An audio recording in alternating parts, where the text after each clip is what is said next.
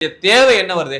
இந்த எச்ச ஊடகங்கள் தன்னுடைய சேனல், தன்னுடைய பேட்டி வியூஸ் அதிகமா போகணும், பார்வையாளர்கள் அதிகமா ஏறணும், டிஆர்பி ரேட்டிங் ஏறணும் அப்படிங்கிற காரணத்துக்காக அண்ணன் சீமான் அவர்களை அவர் விமர்சிப்பாரு அப்படின்னு தெரிஞ்சும் இவன் கரெக்டா போய் மைக்க நெட்டி அண்ணன் சீமான் அவர்கள் பத்தி தான் வந்து கேட்கிறான்.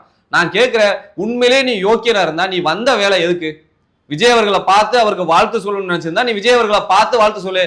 அங்க இருந்து நீ பேசுனீல, ஆனா உன்னை விஜய் அவர்கள் சந்திச்சாரா? சந்திக்கல. கச்சத்தீவை மீட்டு கொடுப்போம்னு சொல்லி இங்க எந்த தேர்தலையும் கச்சத்தீவை இழுத்து பேசாத ஆட்சியாளர்கள் கிடையாது. அது திமுகவா இருக்கட்டும், அதிமுகவா இருக்கட்டும். இப்போ வந்து விஜய் அவர்கள் கூட கச்சத்தீவை வாங்கி கொடுப்பேன்னு சொன்னாரு. நீ நாடாளுமன்றத்தில் விஜய் அவர்களுக்காக பேசி கச்சத்தீவை தமிழர்களுக்கு வாங்கி கொடு. நீ உண்மையிலே நீ எம்பி தானப்பா, பேசுப்பா, பேசி வாங்கி கொடுவேன். செய்வியா நீ? விஜய் அவர்கள் கச்சத்தீவை வாங்கி கொடுப்பேன்னு சொல்றாரு. நீ உண்மையிலே விஜயோட ரசிகரா, விஜய்க்கு உண்மையிலே அண்ணனா நீ நினைச்சினா, இந்த எம்பி அர்ஜுனா அவர்கள் நீ நினைச்சினா, அங்க இலங்கை நாடாளுமன்றத்துல கச்சத்தீவு நமக்கு வேணாம்ங்க, தமிழர்கள் கொடுங்க, என் தலைவன் வந்து விஜய் அவர்களுக்காக கேட்டுட்டாரு, அவருக்கு தூக்கி கொடுங்க, நீ பேசு. உன்னால முடியுமா? கச்சத்தீவை உன்னால கொடுக்க முடியுமா?